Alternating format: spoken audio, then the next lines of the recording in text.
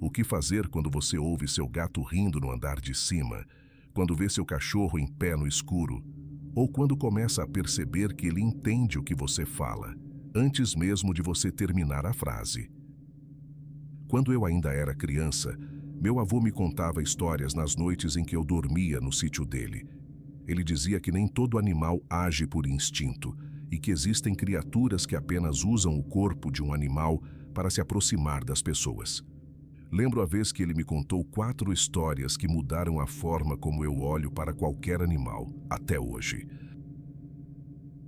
A primeira história que ele me contou foi do relato de uma mulher que, quando era criança, morava com os avós em uma casa de 2 andares. O piso superior permanecia vazio, fechado quase o tempo todo.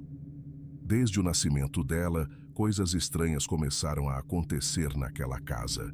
Durante a madrugada, ouviam risadas vindas do andar de cima, embora ninguém estivesse lá.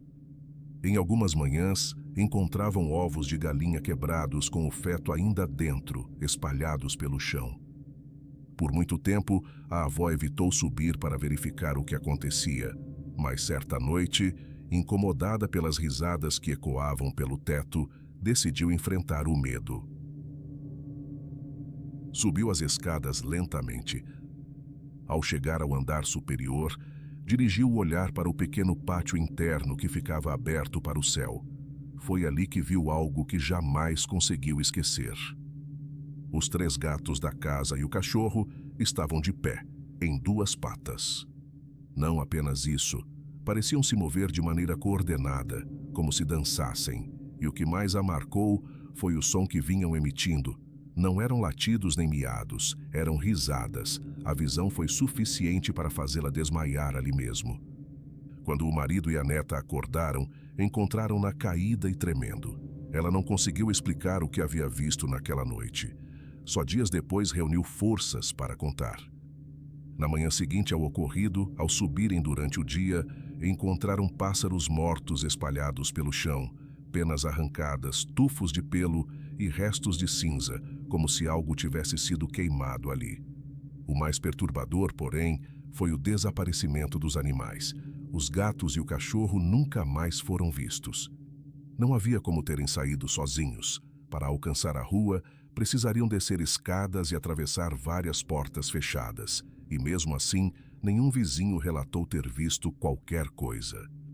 Eles simplesmente deixaram de existir. Depois disso, outros cães foram adotados na casa, mas todos acabavam desaparecendo ou morrendo de maneira inexplicável, e a lembrança daquela noite jamais deixou a família em paz.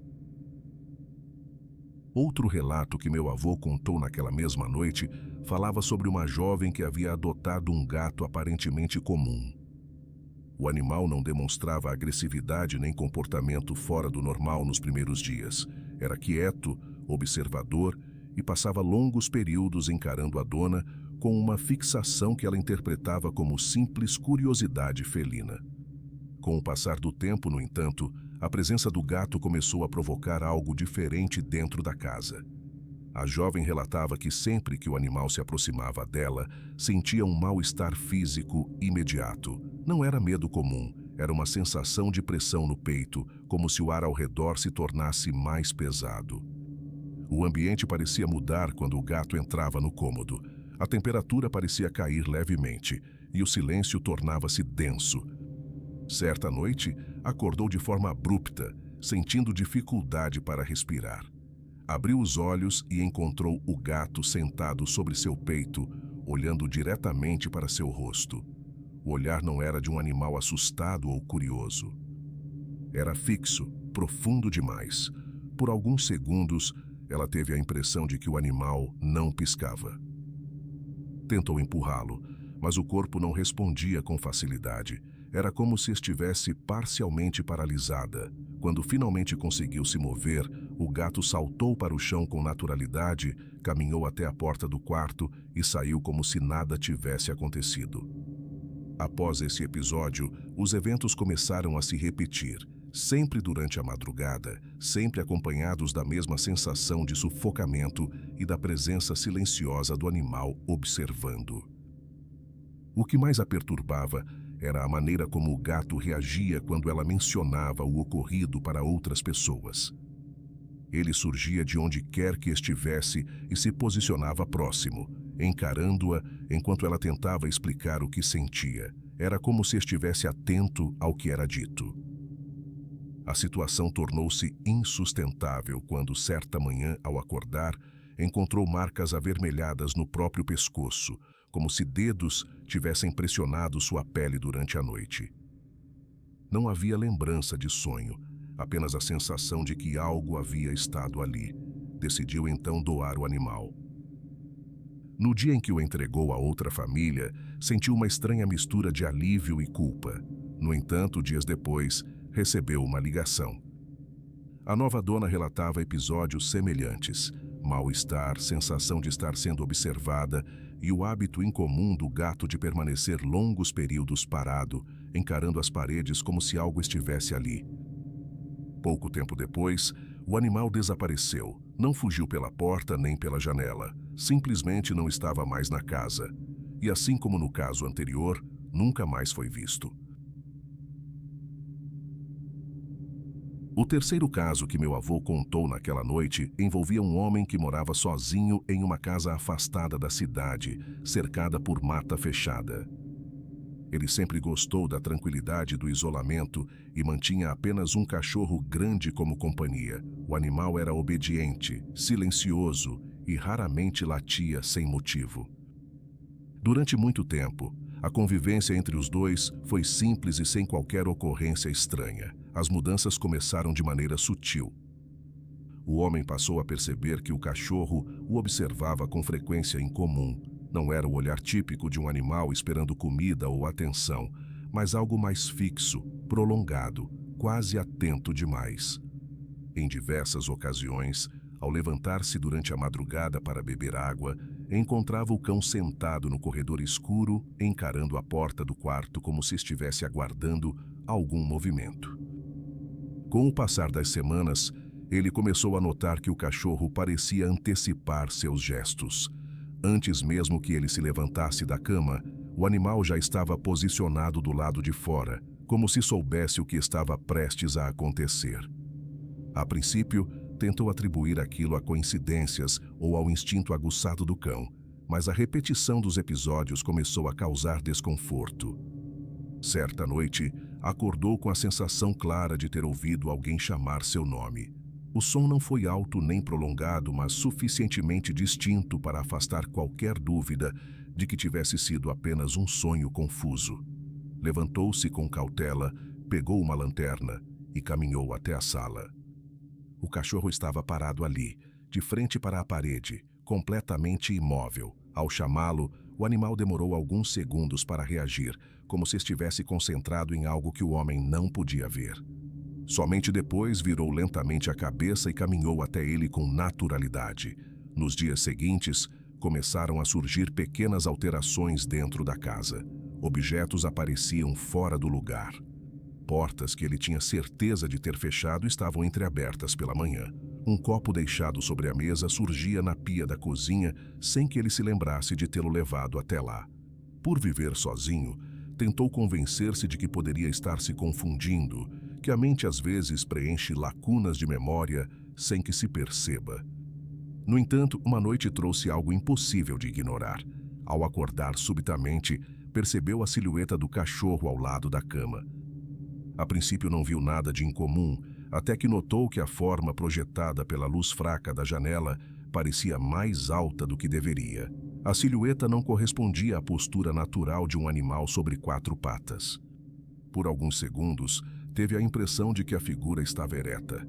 Quando finalmente acendeu a lanterna, o cachorro já se encontrava na posição habitual, olhando para ele como sempre fazia. O episódio foi suficiente para quebrar qualquer sensação de normalidade. Sem comentar o ocorrido com ninguém, decidiu entregar o cachorro a um conhecido que morava em outra cidade, acreditando que talvez o ambiente estivesse influenciando sua percepção.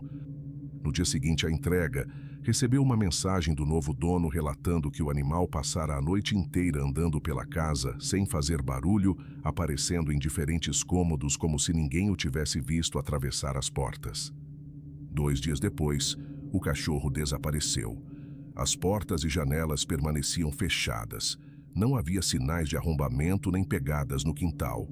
O animal simplesmente deixou de estar ali e, assim como nos casos anteriores, nunca mais foi encontrado. O quarto relato que meu avô mencionou naquela noite envolvia um casal que havia se mudado recentemente para uma casa antiga na periferia da cidade. Para fazer companhia durante o período de adaptação, decidiram adotar um cachorro de porte médio, aparentemente tranquilo e dócil. Nos primeiros dias, o animal comportou-se como qualquer outro. Explorava os cômodos, dormia aos pés da cama e seguia os donos pela casa. O que começou a chamar atenção foi a rapidez incomum com que o cachorro parecia compreender certos hábitos humanos. Em pouco tempo, passou a reagir não apenas a comandos simples, mas a conversas inteiras. Quando o casal discutia a possibilidade de sair, o animal já se posicionava próximo à porta antes mesmo que pegassem as chaves. Se comentavam sobre comida, ele se dirigia à cozinha, mesmo quando o tom de voz não indicava nada além de conversa casual. A princípio, acharam curioso e até admirável. Atribuíram o comportamento à inteligência acima da média. Porém, com o tempo, perceberam algo mais desconcertante. O cachorro não apenas reagia ao que era dito, mas parecia antecipar decisões que ainda não haviam sido verbalizadas. Em certa noite, enquanto conversavam em voz baixa no quarto sobre a intenção de viajar no fim de semana seguinte, ouviram um ruído leve na porta. Ao abrirem, encontraram o cachorro sentado ali, imóvel, olhando diretamente para eles. Nenhum comando havia sido dado. Nenhum gesto tinha sido feito. Ainda assim, ele estava ali como se acompanhasse cada palavra. Os episódios tornaram-se mais inquietantes quando começaram a notar que o animal demonstrava reações emocionais desproporcionais a determinados assuntos. Sempre que mencionavam mudanças, visitas ou planos que envolvessem sair da casa, o cachorro passava a andar de um lado para outro, inquieto, como se aquilo o afetasse de maneira pessoal. Certa madrugada, o marido acordou com a sensação de estar sendo observado. Ao abrir os olhos, viu o cachorro sentado ao lado da cama, olhando fixamente para ele. O que o perturbou não foi a presença em si, mas a postura. O animal estava sentado de forma estranhamente ereta, com as patas dianteiras alinhadas de maneira incomum, como se imitasse uma posição humana. Quando se mexeu, o cachorro inclinou levemente a cabeça e manteve o olhar fixo por alguns segundos antes de retornar à postura normal. A partir daquele momento, o desconforto transformou-se em receio. A casa, que antes parecia apenas antiga, começou a adquirir uma atmosfera diferente, mais pesada. O casal passou a evitar comentar qualquer plano dentro de casa, testando a hipótese de que o animal reagia apenas a sons específicos. Ainda assim, o cachorro continuava a antecipar decisões que sequer haviam sido discutidas em voz alta. O episódio final ocorreu numa tarde em que decidiram, sem avisar um ao outro, que talvez fosse melhor devolver o animal ao abrigo de onde viera. Não houve conversa prévia. Não houve planejamento verbalizado. Ainda assim, ao entrarem na sala quase ao mesmo tempo, encontraram o cachorro parado diante da porta principal, olhando fixamente para a maçaneta. Naquela noite, enquanto arrumavam as coisas para levá-lo no dia seguinte, ouviram passos na sala. Não eram passos de patas arranhando o piso. Eram sons mais pesados, ritmados, breves. Ao saírem do quarto para verificar, não encontraram ninguém. O cachorro estava deitado no canto habitual, aparentemente adormecido. Na manhã seguinte, antes que pudessem levá-lo embora, o animal desapareceu. As portas estavam fechadas, as janelas trancadas. Nenhum sinal de fuga. A única coisa diferente na casa era o silêncio e a sensação persistente de que, por algum tempo, algo esteve ali aprendendo. Depois de contar aqueles relatos, meu avô ficou em silêncio por alguns segundos. Ele olhou para mim e disse que o problema nunca é quando o animal age estranho. O problema é quando ele entende demais. Disse que, às vezes, certas coisas apenas usam um corpo para se aproximar das pessoas e que o pior sinal não é o latido na madrugada, é quando o animal para e começa a observar. Naquela noite, antes de apagar a luz, eu fiquei olhando para o cachorro que dormia no quintal e, pela primeira vez, eu me perguntei há quanto tempo ele estava me observando.